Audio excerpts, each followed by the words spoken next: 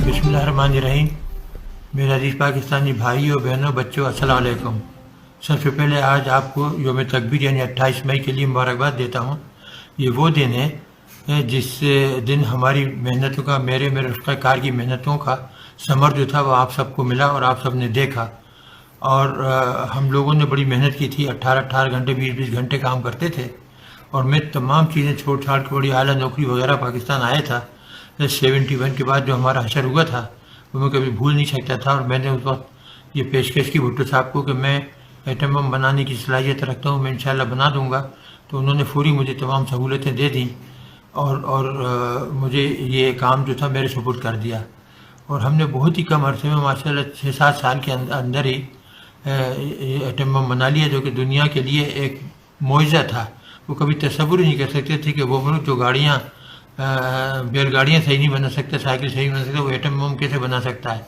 लोग मजाक उड़ाते थे। लेकिन जब हमने बनाया और मैंने दिसंबर 84 को जन्नत ज़िया को लिख कर दिया, तारीख में मौजूद है वो ख़त कि जी हमने एटम बम बना लिया और हम 1 हफ़्ते के नोटिस पर उसको धमाका कर सकते हैं।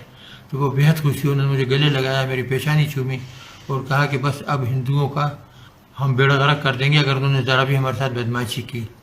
तो ये वो चीज़ें थी कि इसमें मेरे साथियों का बड़ा अहम किरदार था, मेरी रहनुमाई थी। सुबह से शाम तक हम काम करते थे और हमने बहुत तेज़ी से ये बनाया, बल्कि न सिर्फ एक बनाया, कई बना दिए थे। और जन्नत ज़िया से कहा था कि आप जब हुक्म देंगे तो हम धमाका करने को तैयार हैं। और उसके बाद हिंदुस्तानियों ने जब 98 के अंदर 11 मई को धमाके किए तो फिर नवाज शरीफ साहब उस वक्त वज़ीर आज़म थे, उनसे कहा, मुशाहिद हुसैन सैयद थे, उनसे वो बड़े प्यारे दोस्त थे मेरे, तो उनसे कहा कि जी हमें चाहिए कि हम भी धमाका कर दें। थोड़ी बहुत हिचकिचाहट थी, लेकिन मुल्क का मफाद जो था वो सबको अजीज़ था और ये फैसला हुआ कि धमाका कर दिया जाए। और फिर हमने हिंदुस्तान के 5 के बदले 6 धमाके कर दिए और उनका मुँह हमेशा हमेशा के लिए बंद कर दिया। उससे चंद दिन पहले यानी